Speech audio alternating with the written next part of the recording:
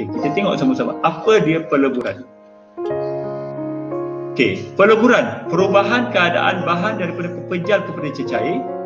Pada proses ini, ketebalan ais bertukar menjadi air berlaku apabila bahan menerima haba. Apabila dia menerima haba, dia akan cair. Kita namakan dia sebagai proses peleburan. Dia berlaku pada sebarang suhu. Dapat? Seterusnya, apa dia proses penyejatan, pendidihan? Kita tengok. Pendidihan, penyejatan dan pengawapan. Merupakan proses perubahan bahan daripada bentuk cecair ke bentuk wap air ataupun gas. Libatkan penerimaan haba. Pendidihan berlaku pada keseluruhan air dan mempunyai suhu tertentu iaitu 100 darjah Celsius. Pendidihan berlaku pada suhu 100 darjah Celsius. Penyejatan dan pengawapan berlaku tanpa perlukan suhu tertentu. Ia berlaku pada bila-bila masa dan hanya berlaku pada permukaan air sahaja.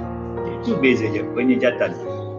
Kalau pendidihan berlaku hanya pada suhu 100 darjah Celsius, tetapi penyejatan berlaku pada sebarang suhu. Sebab tu kalau kita letak baju bawah kipas pun dia boleh kering. Ini adalah proses penyejatan. Kalau kamu tengok dekat lopak air dekat tengah-tengah jalan, mula-mula ada air, lepas tu kering. Itu adalah proses penyejatan, berlaku pada sebarang suhu. Seterusnya kondensasi. Kondensasi kita dapat tengok bahawa gas berubah menjadi cecair apabila kehilangan haba. Ini proses kondensasi. Proses perubahan bahan daripada uap air menjadi cecair terjadi apabila udara panas yang mengandungi uap air bertembung dengan udara sejuk. Contohnya pembentukan embun dan juga pembentukan awan. Tengok pembentukan embun dan pembentukan awan. Pembentukan awan merupakan salah satu proses kondensasi. Kalau kita tengok dekat gelas yang ada air sejuk, ada ais dalam gelas tu, tiba-tiba dekat luar gelas tu ada titisan-titisan air. Itu adalah proses kondensasi. Titisan-titisan air yang wujud di luar gelas adalah menunjukkan hasil proses kondensasi. Seterusnya pembekuan. Iaitu air dalam bentuk cecair apabila kehilangan haba dia akan menjadi ais. Pembekuan. Pembekuan proses perubahan bahan dari cecair menjadi pepejal. Berlaku apabila bahan kehilangan haba. Contohnya proses pembuatan ais. Cecair ini bila disejukkan, kehilangan haba, dia akan jadi ais. Itu adalah perubahan keadaan air. Kesimpulan dia. Kita boleh tengok dekat sini. Kesimpulan. Kamu boleh lihat kesimpulan ini pada buku teks buku surat 160. Peleburan, pepejal kepada cecair. Pendidihan, penguapan cecair kepada gas. Pembekuan, cecair kepada pepejal. Kondensasi, gas kepada cecair. Penyejatan, cecair kepada gas. Cuba kamu tengok kat sini bahawa cecair kepada gas ada dua, pendidihan dan penyejatan. Pendidihan berlaku pada suhu 100 darjah Celsius, tetapi penyejatan berlaku pada sebarang suhu. Seperti saya katakan tadi, kalau kita tengah malam ada baju basah, kita letak saja bawah kipas, esoknya dia akan kering. Itu adalah maksud proses penyejatan. Seterusnya, kitar air semula jadi. Kalau dalam buku teks muka surat 162, kitar air semula jadi. Bagaimana kitar air semula jadi ini boleh berlaku? Hujan. Tengok.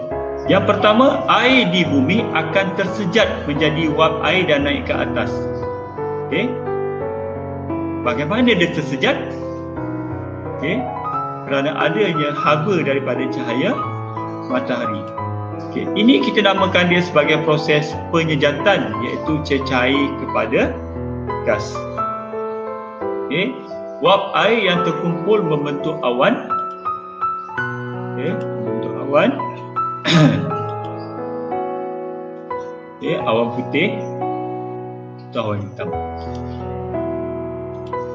Okey, dalam satu tempoh masa, awan akan terkondensasi menjadi hujan. Apa maksud kondensasi? Okey, kondensasi ialah apabila gas kehilangan haba. Apabila gas kehilangan haba menjadi hujan. Kehilangan haba maknanya apabila dia sampai di tempat yang sejuk, okey, dia akan kehilangan haba. Sama juga macam contoh lagu, awan nanti kata aku kandung air, sampai tempat sejuk aku pun cair. Okay, sampai tempat sejuk. Maknanya kat sini bahawa gas kehilangan haba menjadi cecair. Cecair itu kita namakan dia sebagai hujan. Okay, untuk ini kamu boleh rujuk dalam buku teks surat 162 dan 163. Okay. Dalam kitar air semula jadi, hanya dua sahaja proses yang terlibat, iaitu proses penyejatan, iaitu gas kepada cecair, dan proses kondensasi, iaitu cecair kepada gas.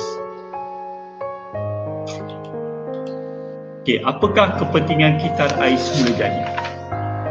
Rujuk buku teks surat 164, 165. Membekalkan sumber air bersih. Untuk apa? Bekalan air minuman.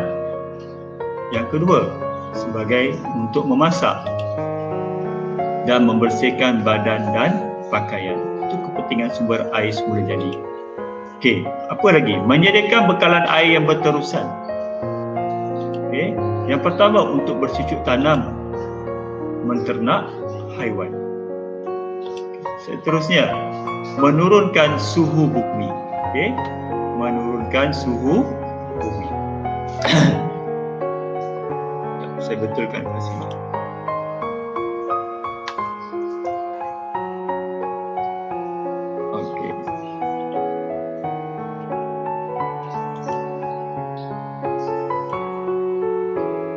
Menurunkan suhu bumi. Yang pertama, mengelakkan berlakunya kemarau. Yang seterusnya, mengelakkan bencana, kematian dan kemusnahan. Ada tiga kepentingan kitar air semula jadi. Yang pertama, membekalkan sumber air bersih, menyediakan bekalan air yang berterusan, dan yang ketiga, menurunkan suhu bumi. Sumber air semula jadi. Contoh sumber air semula jadi ada dalam buku teks ke surat 167.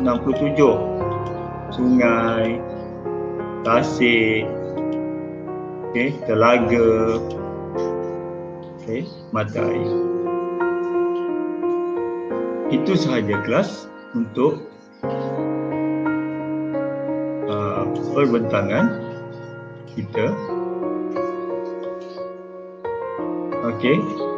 Saya harap kamu faham tentang tajuk yang kita bincangkan pada hari ini.